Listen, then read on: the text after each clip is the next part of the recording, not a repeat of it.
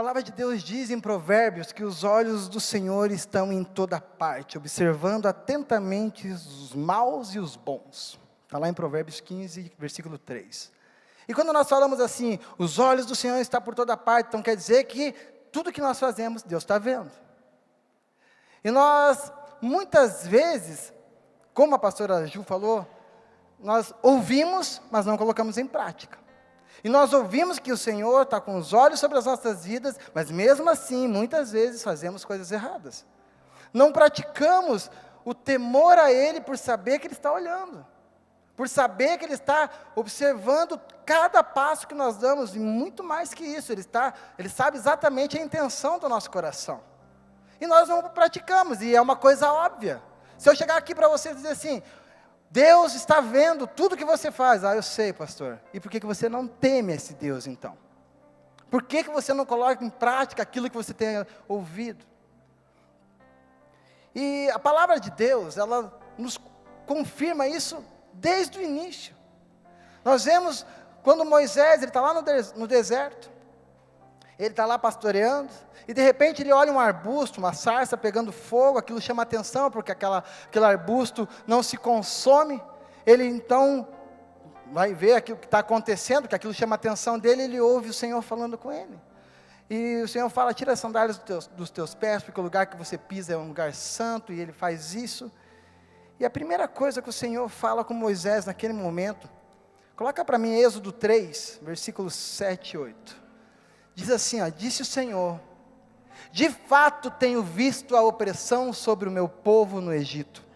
Tenho escutado o seu clamor por causa dos seus feitores, e sei quanto eles estão sofrendo. Por isso desci para livrá-los das mãos dos egípcios, e tirá-los daqui para uma terra boa e vasta, onde há leite e mel com fartura, a terra dos cananeus, dos hititas, dos amorreus, dos ferezeus, dos heveus e dos jebuseus. Inicia o versículo dizendo que o Senhor tem visto a opressão do seu povo, Ele tem olhado para aquilo. Mas o que chama mais atenção é que Ele diz, eu tenho escutado o seu clamor. Eu tenho escutado o clamor desse povo eles precisam ser livres, eles estão sendo oprimidos, eles são escravos. Confirma aquilo que nós iniciamos dizendo, Deus está vendo. Mas muito mais que ver, Ele quer ouvir. Ele precisa nos ouvir. E aí, quando Ele ouve o povo, então, a palavra de Deus diz, Ele desceu para livrá-los das mãos daqueles que os oprimiam. Quando Deus vê e ouve, Ele desce. E algo interessante é que nesse versículo, nós sabemos toda a história, que o povo estava lá escravo e tudo mais, mas nesse versículo diz que o Senhor, Ele ia tirá-los das mãos dos egípcios e levá-los para uma terra farta de leite e mel, uma terra vasta, e levá-los para a terra prometida. E eu fiquei prestando atenção ali, falei, puxa, Deus falou realmente que ia levar para a terra prometida. Mas a terra prometida não estava querendo dizer que eles iam só chegar lá e ia estar tudo pronto, Deus ia pegar o povo dizendo, vocês que moram numa terra separada aí no Egito, que são os meus povos, são os hebreus, vocês ficam aí na terra, que eu vou mandar descer fogo do céu, vou acabar com os egípcios, pego vocês, já levo para a terra, vocês vão entrar lá e vão desfrutar do melhor, já vai ter a plantação, vocês só vão colher, vocês não vão precisar fazer nada. Deus podia fazer isso? Claro que podia. Deus é Deus, Ele tem poder para isso. Se Ele quisesse fazer, Ele faria. Mas Deus, Ele precisa sempre sondar os nossos corações, mesmo quando Ele nos ouve, Ele nos vê, Ele nos ouve, e Ele desce para nos atender, para intervir sobre as nossas vidas. Ele precisa sondar os nossos corações.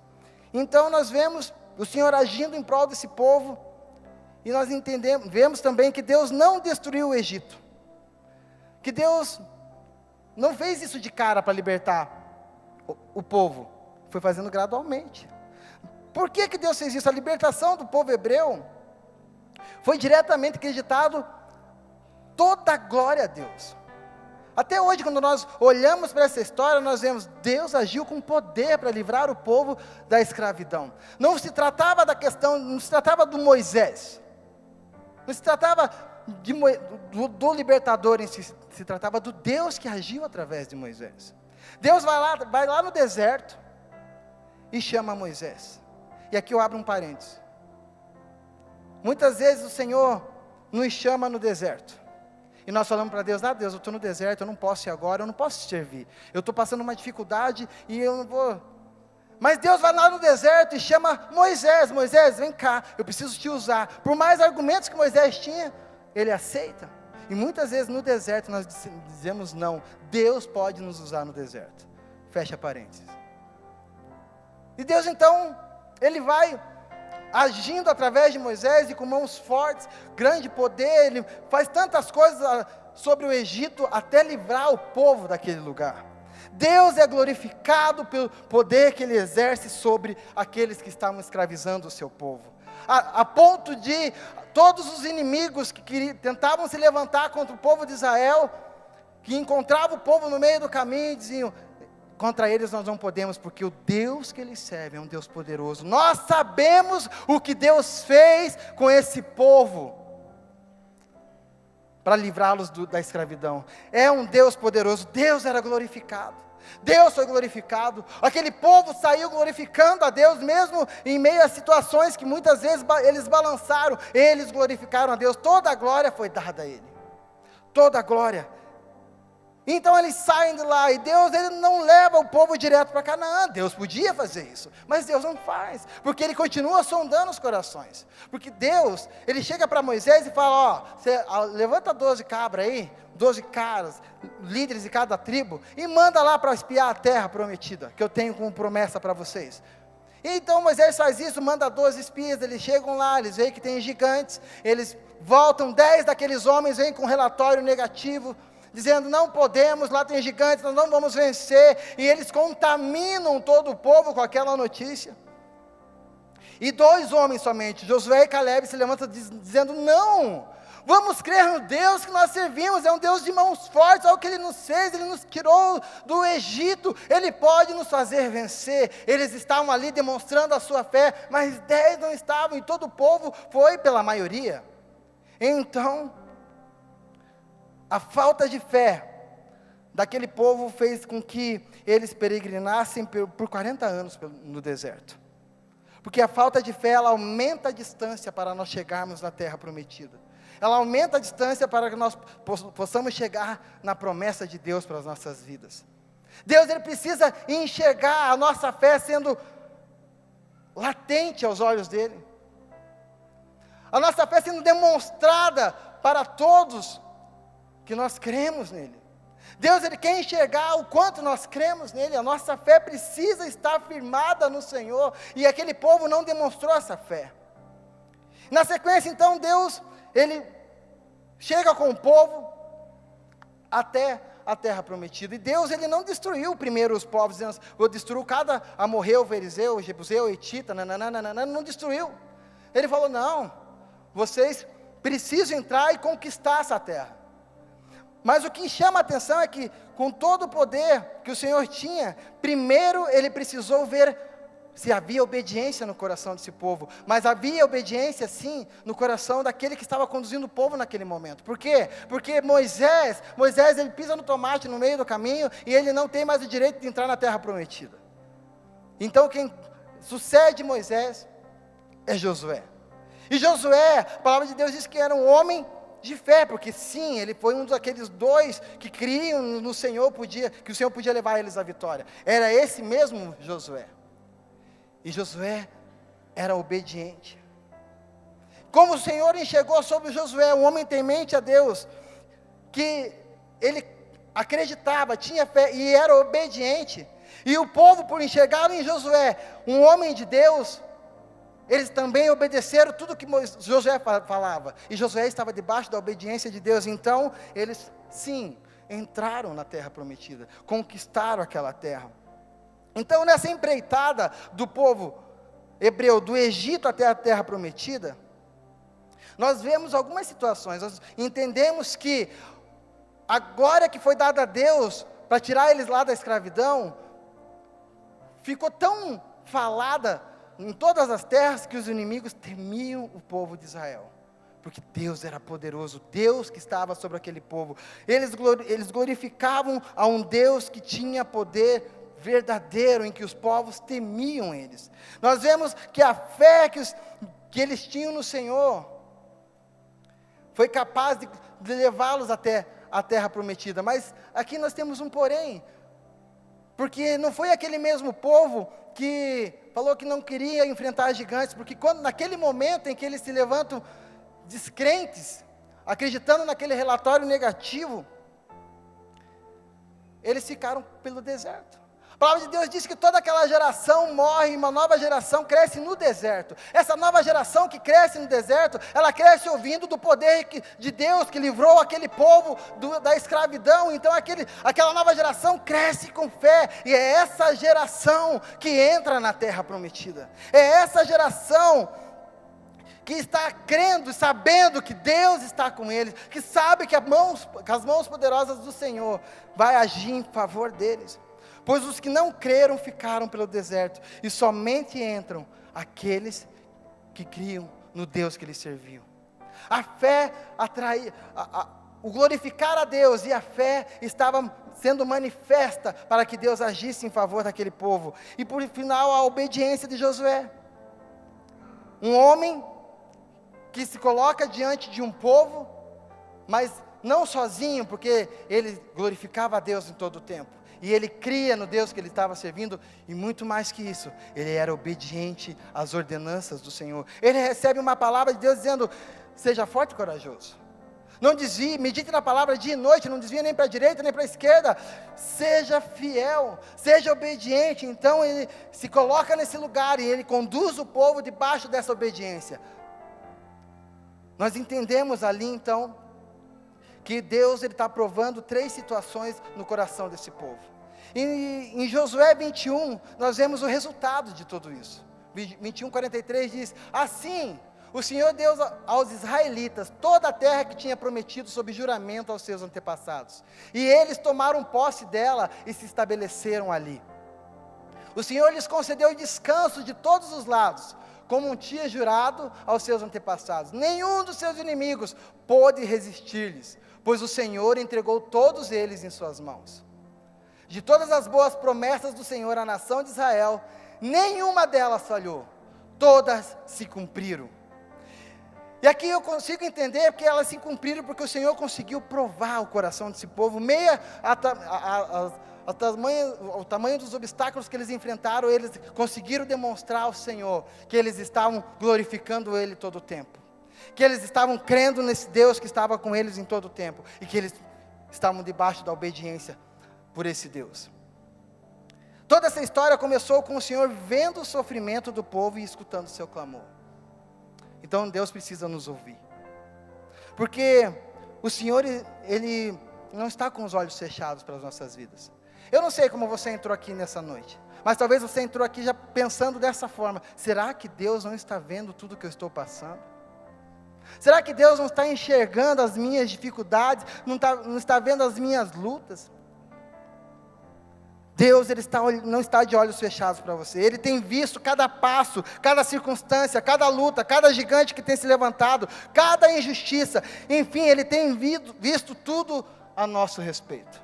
Ele tem enxergado tudo, mas Ele quer te ouvir. Ele precisa ouvir o teu clamor, para que Ele possa descer e fazer algo em teu favor. Nesse mês de abril, nós declaramos, nós clamamos ao Senhor por portas abertas. Nós fizemos alguns propósitos para chamar realmente a atenção de Deus, porque nós queríamos sim que as portas se abrissem, afinal, em abril as portas se abrirão. No sábado, de sexta para sábado, um ajuntamento de oração para nos arrependermos diante de Deus. Um movimento dentro dessa casa para atrair a presença de Deus, um clamor, e o Senhor veio, Ele ouviu, Ele perdoou, mas aconteceu um clamor. E eu creio que o Senhor tem feito mesmo. Eu tenho ouvido algumas pessoas dizendo aí: pastor, esse mês, uau, as portas realmente se abriram. Pastor, Deus tem agido. isso tem se concretizado em nossas vidas. E eu posso dizer que nesse mês eu pude desfrutar de portas abertas. Só que na sexta-feira, eu ouvi, eu não sei quem é esse indivíduo, que estava meio escuro, mas eu ouvi um cara, eu escutei uma conversinha dizendo assim, alguém perguntou, puxa, esse mês as portas estão se abrindo. Cara, graças a Deus as portas se abriram, agora vamos só esperar o ano que vem para as portas se abrir de novo. 2019 só? É só em abril que as portas se abrem, gente? Claro que não. Eu não consegui ver o que era, estava escuro, eu até dei uma olhada. Se você está aqui, eu ouvi, tá? Você está errado. Glória a Deus que eu não sei quem você é. Mas as portas se abriram. Que bênção que as portas se abriram. Que bênção pelos livramentos. Que bênção que o Senhor está agindo. Tá, as portas se abriram. E agora? O que nós fazemos? As portas se abriram. E agora? Deus agiu. Agora é que nós precisamos nos manter firmes. É agora que nós precisamos nos posicionar. Pois voltando à história dos israelitas, havia uma condição para eles permanecerem na terra prometida. Coloca para mim Josué 23:16. Olha o que diz: se violarem a aliança que o Senhor, o seu Deus, ordenou, e passarem a cultuar outros deuses, e a inclinar-se diante deles, a ira do Senhor se acenderá contra vocês, e vocês logo desaparecerão da boa terra que Ele deu a vocês. Ou seja, eles precisavam continuar sendo fiéis a Deus. A fidelidade deles precisava continuar. Se as portas se abriram, o que eu tenho que fazer agora? Eu preciso continuar agindo da mesma forma. Mas sabe o que a gente faz? As portas se abriram, nós nos motivamos. Uau, fui abençoado, glória a Deus. 2 dias depois, você já não está mais glorificando a Deus, porque já abriu, está beleza. Você já não está mais agindo da mesma forma. Você já não está com a mesma disciplina que você estava quando você estava na escravidão. Porque é isso que nós fazemos. Nós estamos na pior, nós clamamos a Deus. Aí a Deus nos abençoa, nós deixamos de clamar a Deus. E nós temos que ser disciplinados. É uma coisa óbvia, mas é o óbvio que nós não colocamos em prática. Eu tenho falado isso para os homens constantemente. Falar, é óbvio, mas você pratica? É óbvio que nós precisamos continuar nessa mesma caminhada, de glorificar a Deus em todo o tempo, de crer nele, demonstrando a nossa fé e de obedecê-lo. Mas quando as portas se abrem, nós entramos, começamos a desfrutar e paramos de fazer aquilo que iniciamos para a porta se abrir. Nós não somos disciplinados. Gente, eu não roguei praga nas pastoras, não. Não roguei, não. Eu não profetizei, eis que vocês não continuarão com essa dieta. Eu não falei isso. Simplesmente na terça-feira não tinha pão na reunião. Que história é essa de pão? Não, vamos mudar. Vamos mudar. E agora eu sou saudável. Ok. Eu falei mesmo, quero ver até quando. E eis que estava certo. 29 dias depois, eis que aparece o pão. A pastora falou assim, os pastores não entraram muito nisso. Só que eu tenho sido desafiado por Deus a melhorar, não somente para ter uma aparência legal. Estou tentando. Pensa no neguinho que corre. Eu corro. Eu tenho tentado pelo menos. Mas sim, porque eu quero agradar a Deus com tudo isso. Além de toda a questão de saúde, eu quero agradar a Ele, eu quero cumprir o plano que Ele tem para a minha vida, eu quero cumprir, eu não quero abreviar a minha vida. Eu quero levar minha filha ao altar, eu quero ver os meus netos. Será que se eu não cuidar do meu corpo, eu vou poder ver isso? Eu não quero abreviar, eu preciso ter disciplina. E numa vida com Deus, nós precisamos ter disciplina. Não é porque eu fui abençoado que eu deixo. É aquela coisa, sabe? Se você já estava orando por uma casa na praia, vinha em todos os cultos, estava em todas as situações na igreja, ganhou a casa na praia, agora deixa de vir no culto para ir para a praia. Entende? Nós perdemos a disciplina. E olha o que diz lá em Jeremias 32, 21. Tirasse o teu povo do Egito com sinais e maravilhas, com mão poderosa e braço estendido, causando grande pavor. Deixa a eles esta terra, que sob juramento prometestes aos seus antepassados. Olha, Está dizendo tudo aquilo que a gente já falou. Uma terra onde há leite e mel com fartura. Próximo. Eles vieram e tomaram posse dela, mas não te obedeceram. Nem seguiram a tua lei, não fizeram nada daquilo que lhes ordenaste. Por isso trouxeste toda essa desgraça sobre eles. A confirmação que eles perderam a terra porque eles pararam de fazer aquilo que eles fizeram desde o início. Eles deixaram de glorificar a Deus, começaram a adorar outros deuses. Eles deixaram de crer no Deus que agiu com mão poderosa sobre eles, por eles.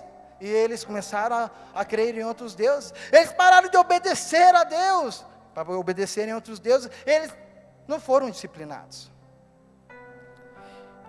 E nós vemos o povo perdendo aquilo que o Senhor tinha dado. E talvez você entrou aqui dizendo, puxa, e talvez você está pensando agora, eu também perdi algumas coisas que o Senhor me deu. Nós precisamos fazer diferente. Nós precisamos nos manter firmados no Senhor. Precisamos continuar glorificando, obedecendo e crendo nele. Precisamos nos atentar para o que é da nossa responsabilidade fazermos. E aquilo que se torna impossível, deixa para ele que o impossível se torna possível nas mãos de Deus.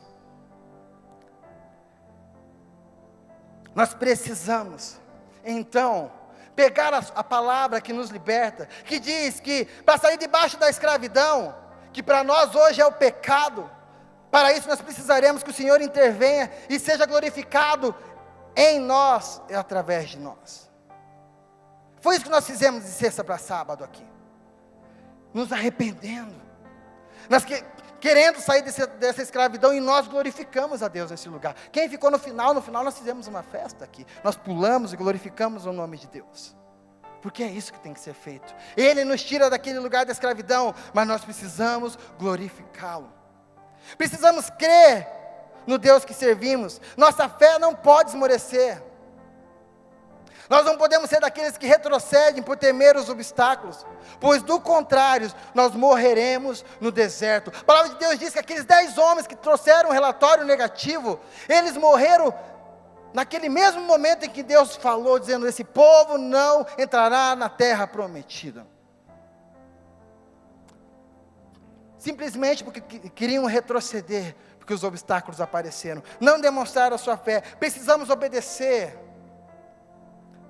para que o Senhor nos comande nas batalhas, e os inimigos possam olhar dizendo, o comandante desse exército é invencível, não vamos contra ele. Eu não sei qual tem sido a sua batalha, mas eu te pergunto, quem tem sido o teu comandante? Talvez, até hoje você questiona algumas coisas que você perdeu. Talvez porque você entrou na terra prometida. E sabe uma coisa que me chamou a atenção? Que terra prometida não era um sonho dos hebreus. Era uma vontade de Deus. Deus disse, eu ouvi, tenho visto a opressão desse povo. Eu ouvi o seu clamor e eu desci para tirá-los da escravidão e levá-los para uma terra vasta, onde mana leite e mel. Não era um clamor do povo, uma terra como essa. Deus decidiu que Ele teria essa terra para esse povo. E foi essa a promessa de Deus. Deus decidiu algumas terras prometidas para nós. Não foram terras que nós sonhamos, mas terras que o Senhor colocou nas nossas vidas. E muitos de nós perderam essa terra. Ou estão nessa terra e não estão desfrutando do maná, do leite e do mel.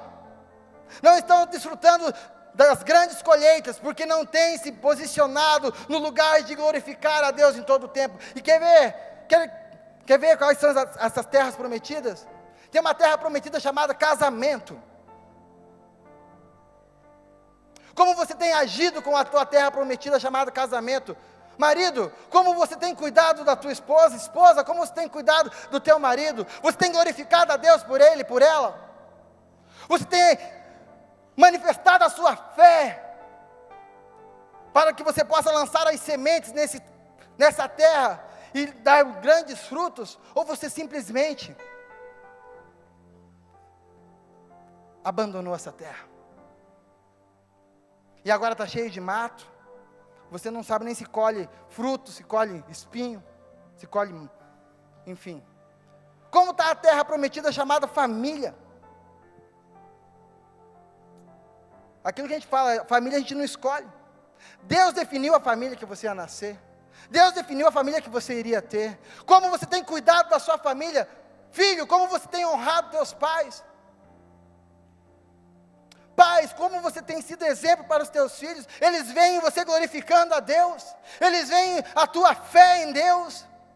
Eles veem a tua obediência em Deus. Ou eles veem você negociando os princípios de Deus por qualquer coisa. Como está a tua terra prometida chamada vida profissional? Jovem, talvez você ouviu de Deus, cara, você vai ser um grande médico, você, uau, eu recebo, mas o que você está fazendo para ser médico? O que você está fazendo para chegar naquele lugar que Deus te prometeu? Você está estudando? Você está pagando um preço? Você está enfrentando os gigantes? Você está realmente crendo que o Senhor vai fazer através da sua vida? Ou você está esperando a coisa acontecer? Não vai ser assim. Como está a terra prometida que o Senhor colocou nas tuas mãos? E eu resumo isso numa pergunta: como está a sua fidelidade ao Senhor?